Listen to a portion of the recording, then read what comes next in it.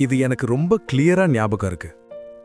பிப்ரவரி மாசம் ஒரு நாள் என்னோட ஃப்ரெண்டுக்கு நான் ஃபோன் பண்ணேன்.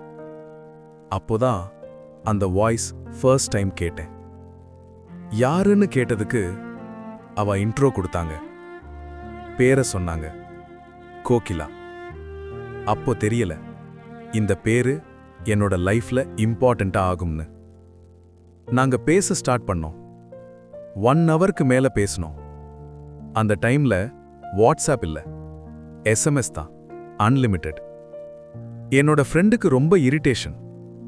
டாய், நான் கோகிலா கிட்ட உன் நம்பர் கொடுத்துருக்கேன், அப்புறம் பேசு, இப்போ கட் பண்ணுன்னு சொல்லி கட் பண்ணிட்டா.